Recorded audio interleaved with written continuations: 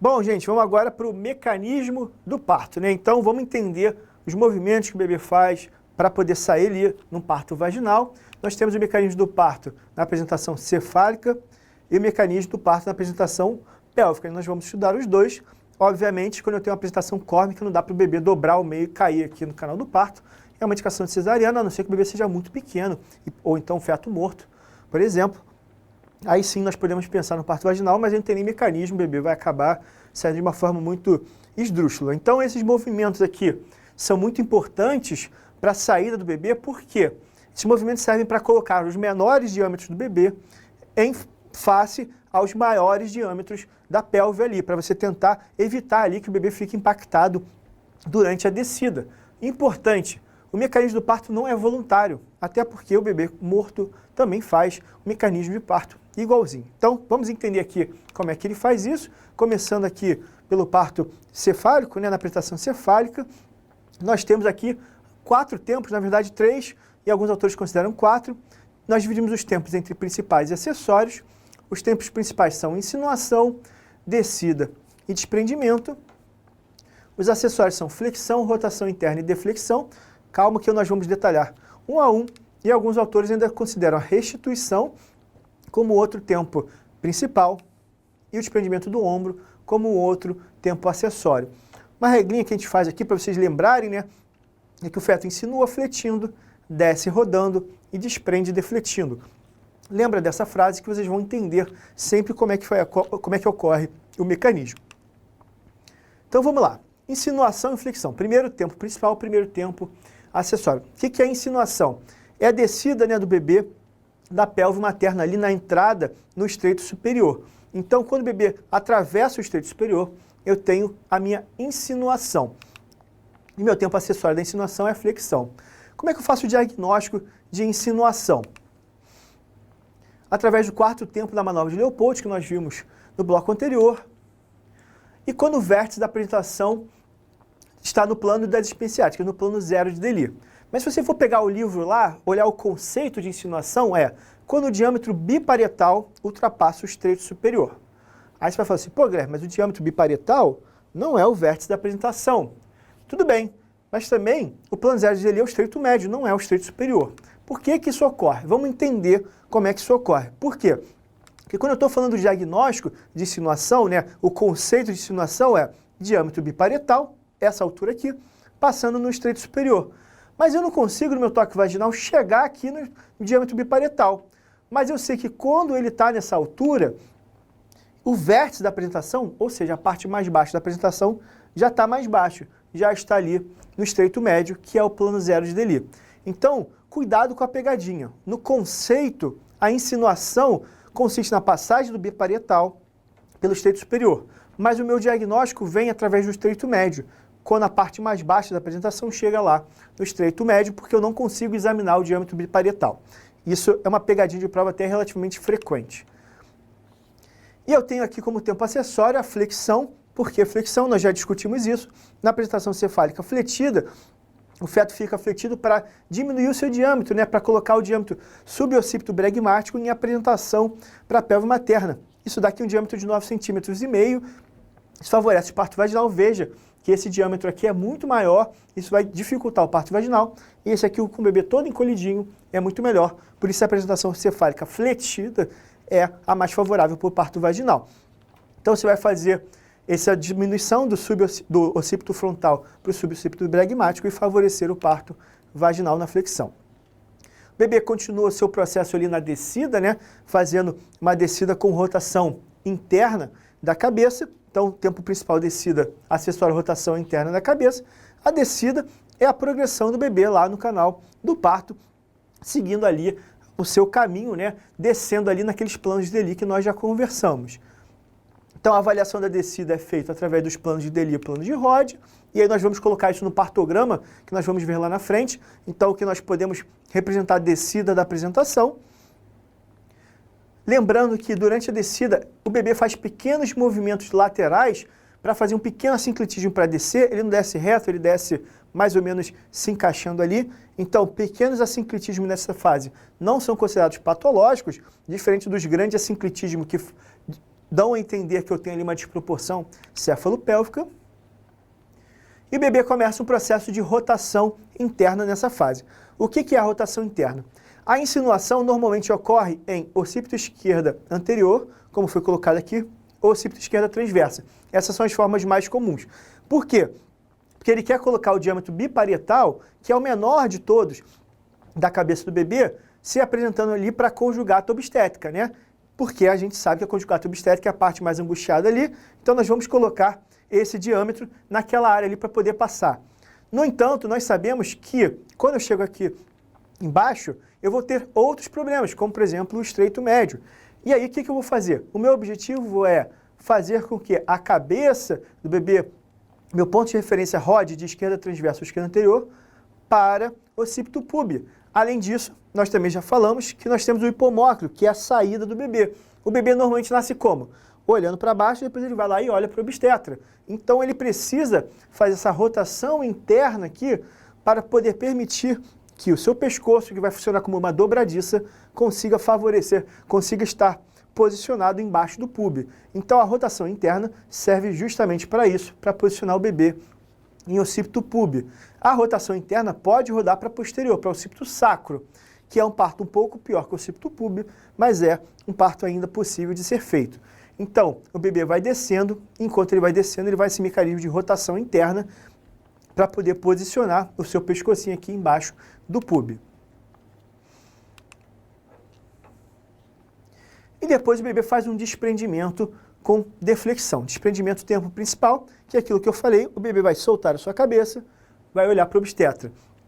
Vale aqui lembrar que normalmente o desprendimento é feito em occipito púbeo e occipito sacro, como eu falei, e essas duas variedades de posição são chamadas de diretas, porque elas estão retas ali, que o bebê está reto ali em relação ao canal do parto. Então ele desprende a cabeça, depois ele deflete para poder sair. Quando ele faz a deflexão, nós temos aqui, né, esse formato de J aqui da cabeça, do canal do parto. Então nós fazemos a deflexão porque ele apoia o seu pescoço na região subpúbica e nós chamamos esse mecanismo ali, tipo uma dobradiça que o bebê faz com o pescoço, de hipomócleo. Esse é o hipomócleo que o bebê precisa fazer para poder vencer aqui o períneo da paciente. Então ele vai descendo e chega aqui, ele muda o seu trajeto para poder sair através da vulva da paciente. Depois nós temos a restituição ou chamada rotação externa. Por que é rotação interna e rotação externa? Porque o meu ponto de referência é a cabeça. Então, primeiro eu falei da rotação interna, que é a rotação interna da cabeça, e aqui eu tenho a restituição ou rotação externa da cabeça. O que ocorre nesse momento? Lembra que eu falei que o bebê insinua ali em esquerda transversa ou esquerda anterior? Vai descendo e depois ele roda para ficar em occipito púbeo? Pois é, depois que ele sai, ele vai voltar normalmente para o lado que ele insinuou. E por que ele faz isso? Vamos prestar atenção aqui. Então temos o bebê em occipito púbeo. Ele está aqui tranquilo, saiu a cabeça. Mas o que vem depois da cabeça do bebê? Vai vir o ombro. E o ombro, ele vai ficar se apresentando ali para onde? Para o estreito médio. E vai fazer o que? Ele vai impactar. Porque o diâmetro biacromial é o maior diâmetro do ombro e ele vai ficar se apresentando ali para o estreito médio, que nós sabemos que é a parte mais angustiada da pelve materna. Então o que o bebê faz? Ele faz uma rotação externa. Ele roda a sua cabeça para onde ele estava insinuado. Então, ele estava insinuado de lado, roda, e depois ele volta. Por quê? Porque aí ele coloca o ombro em ântero posterior. E aí o ombro consegue sair. E aí nós fazemos aqui o desprendimento do ombro. Normalmente do ombro anterior, nós ajudamos o bebê colocando a cabecinha dele para baixo aqui, para soltar o ombro anterior do púbio. E depois nós liberamos o ombro posterior. E aí o bebê consegue sair tranquilamente. Então eu preciso desse mecanismo de restituição para reposicionar o ombro, porque senão ele acaba não saindo, ele fica impactado ali no canal do parto. Questãozinha de treinamento, né? Quanto ao mecanismo de parto na apresentação cefálica fletida, quantos graus e em qual sentido precisa rodar o feto em ODA para realizar o hipomócleo? Então um monte de conceito aqui que nós aprendemos nessa aula. Então ODA, occipito direito anterior, para realizar o hipomócleo. O que é o hipomócleo? É quando ele coloca ali o pescoço para fazer aquela dobradiça ali embaixo do púbio. Então, se eu tenho um occipito direito anterior, aí eu posso pensar, por exemplo, aqui num relógio ali, em que eu tenho que 12 horas é o púbio, eu tenho o púbio, o saco seriam 6 horas, 3 horas a esquerda transversa, e 9 horas a direita transversa, eu vou colocar que a direita anterior ali é, por exemplo, ali entre 10 e 11 horas. Quanto eu preciso rodar ali no sentido, e qual o sentido para fazer o hipomóclio? Então eu tenho que rodar da direita anterior, né, para o occipito púbico. Então eu tenho que rodar 45 graus, só um pouquinho ali no meu relógio, no sentido horário. O bebê sempre vai fazer o menor trajeto possível para chegar em occipito púbico, independentemente se o sentido é horário ou não. Então se eu tivesse, por exemplo, uma occipito esquerda posterior, ele rodaria ali 135 graus no sentido anti-horário para poder chegar no púbico. Então lembre-se disso, rodar sempre o menor caminho para chegar no occipito púbico. E o mecanismo do parto pélvico? Esse aqui é um pouquinho mais complicado, até porque nós não utilizamos muito na prática, que de um modo geral é uma indicação relativa de cesariana.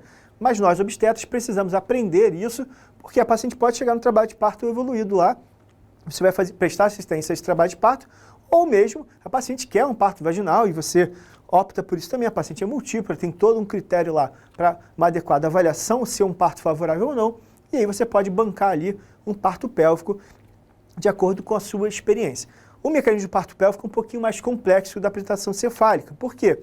Nós temos o que nós chamamos de 3 partos.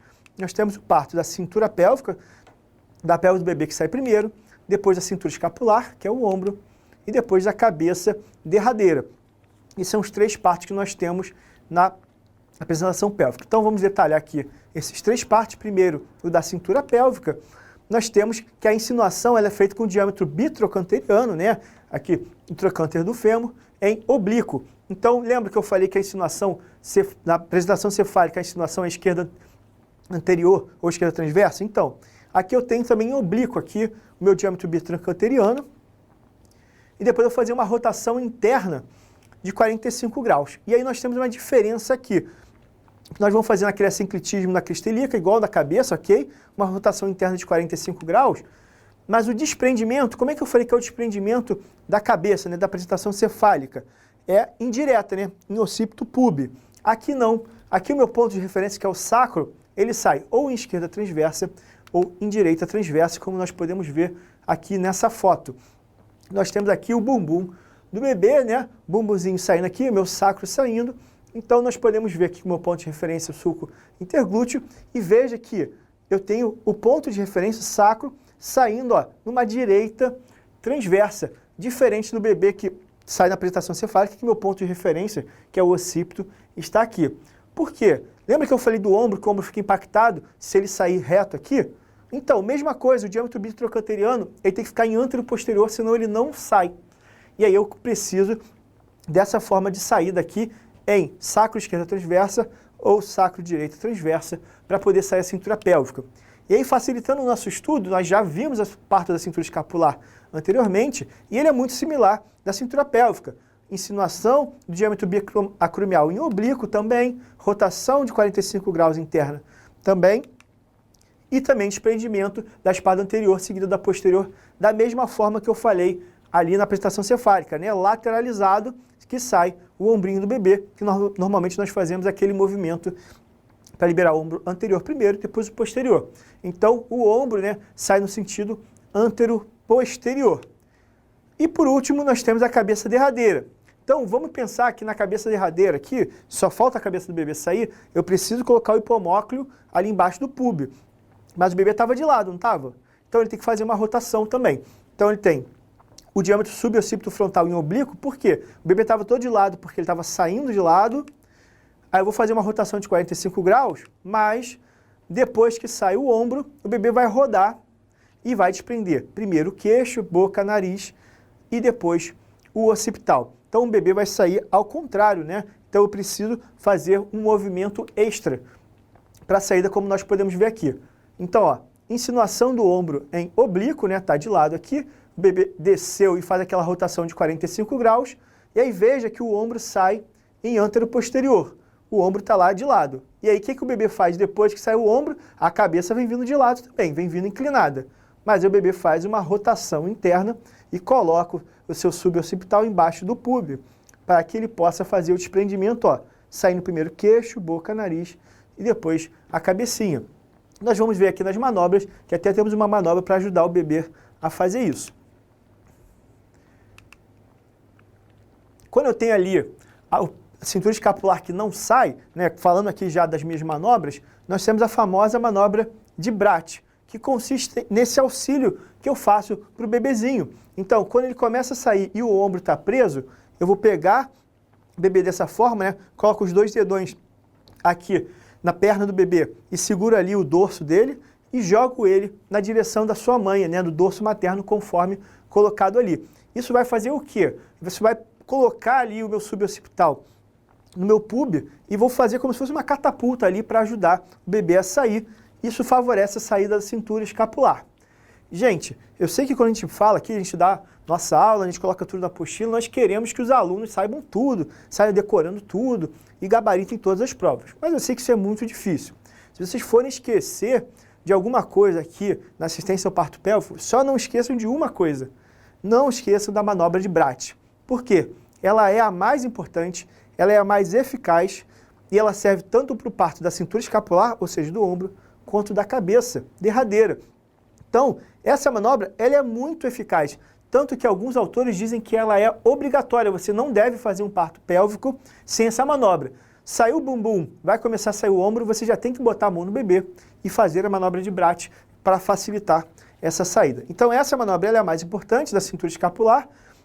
E se não deu certo, fiz a manobra de baixo, o bebê continuou com o ombro preso, eu vou fazer ali o desprendimento in situ. O que é isso? Eu vou levantar o bebê e se o bebezinho estiver com o braço para baixo ali, eu vou levantar a sua perninha conforme essa figura ali com uma mão e vou abaixar o braço dele, que estava aqui, vou abaixar esse braço. Qual é o intuito disso? Porque aqui eu tenho um volume maior, quando eu abaixo o braço com a mão, eu vou ter um volume menor, isso vai favorecer a saída do ombro. Isso é o chamado desprendimento in situ. Se não deu certo, aí eu começo umas manobras um pouco mais complexas, como Love Set e Rojas, em que eu faço rotações com o bebê. Então pensa só, o ombro está preso aqui e ele não consegue sair. O que você faz? Você começa a rodar o bebê para um lado e para o outro, para ver se essa rotação do ombro, obviamente associada à pressão do útero de cima para baixo, favorece a saída, né? Que está impactado, por exemplo, numa parte do lado direito, vou rodar para o lado esquerdo para ver se esse mecanismo espiral ali que o bebê faz ali dentro solta esse ombro. E se isso não der certo, eu faço a manobra de Deventer-Miller. Eu coloco o bebê lateralizado, né? Você veja aqui que o meu sacro fica para a direita, fica lateralizado em relação à mãe, e faço movimentos anteroposteriores para ver se essa lateralização favorece a descida do ombro que está impactado ali na pelve materna. A manobra de Pajot serve para pegar, né, o bracinho do bebê, mas é um braço rendido, que é o braço para cima. Quando eu tenho o bracinho para baixo, o desprendimento in situ. A manobra de Pajot ela é um pouquinho mais complexa, porque eu tenho que colocar a mão lá dentro, colocar a mão no cotovelo aí, na prega cubital do bebê, e abaixar essa prega cubital. Então essa manobra é um pouquinho mais complexa, tem risco de fratura do braço do bebezinho, mas se o ombro está preso, eu preciso mais uma vez diminuir esse diâmetro. Se o bebê está com o braço para cima, ele está criando um diâmetro muito grande nesse ombro aqui, eu preciso reduzir esse diâmetro através dessa manobra. E depois que eu liberei o ombro, eu vou para manobras da cabeça derradeira, como a manobra de Bratt. Vocês já ouviram falar dela, como eu falei, ela é a mais importante. Então eu posso liberar o ombro, beleza, ficou a cabeça. Manobra de Bratt. Pega o bebê e joga em direção ao dorso materno para ver se ele sai naquele mecanismo lá do hipomócleo da apresentação pélvica. Segunda manobra, né? Aí aqui a sequência das manobras varia um pouco de acordo com os autores, mas de um modo geral a manobra de Liverpool é a segunda mais utilizada, brigando ali com o fórceps de Piper, em que você vai deixar o bebê pendente ali por uns 20 segundos, e aí esse horror mesmo aqui, né? Você vai pegar o bebê que está com a cabeça presa, começa aquele desespero na sala, você fala, tranquilo, deixa o bebê pendurado aí, ninguém encosta nele por 20 segundos. Tem que ter sangue frio para isso, mas qual é o objetivo? É que a cabeça que está presa ali, normalmente ela está muito alta, ela está muito elevada ali dentro do canal do parto. Então o peso do bebê, ao invés de a gente tracionar o bebê que é muito mais agressivo, só o peso do bebê vai fazer com que a cabeça vá descendo lentamente dentro do canal do parto e aí encaixa ali no períneo. E depois que ela encaixa ali no períneo, você vai fazer um movimento igual ali na manobra de Bratt, você vai jogar o bebê para cima. Então, se você não consegue o manobra de Bratt, é porque a cabeça está muito alta. Quando você deixa o Liverpool, que é o bebê pendente ele por 20 segundos, ele vai encaixar ali melhor e você vai conseguir fazer a manobra de Bratt posteriormente. Não deu certo o Liverpool. fórceps de Piper. Você vai aplicar um fórceps que tem um cabo mais longo, né? Na aula de fórceps nós vamos ver isso aqui um pouquinho melhor, mas é uma indicação de retirada da cabeça com esse tipo de fórceps. Manobra de Morrisseau, e aí nós começamos umas manobras mais agressivas, consiste em você apoiar o bebê com o seu braço, colocar a mão na mandíbula dele e você vai fletir a cabeça. Por quê? Um dos motivos para o bebê não sair é porque ele está defletido. Então você vai colocar a mão na boca do bebê, vai puxar a mandíbula, aí ele vai fletir a cabeça e vai favorecer a sua saída. O que pode acontecer, que é meio óbvio, fratura de mandíbula, que é uma tragédia, manobra extremamente agressiva. E aí, questãozinha aqui, na extração podal, né, na extração pélvica do pé, a manobra utilizada para a extração do braço fetal, com a aplicação do polegar na axila, apoiado o índice ao longo do húmero e médio na prega do cotovelo, onde a pressão é exercida, é chamada de... Então, quando é que eu coloco a mão na prega do cotovelo? É a manobra de Pajot. Essa é aquela quando eu tenho o braço rendido e eu vou tentar soltar o ombro, e aí eu preciso dessa manobra. A de Bracht é aquela mais importante, que eu jogo o bebê para cima da mãe e libero tanto o ombro quanto a cabeça. E Morrisseau nós acabamos de ver, mão na mandíbula, eu vou fletir a cabeça do bebezinho.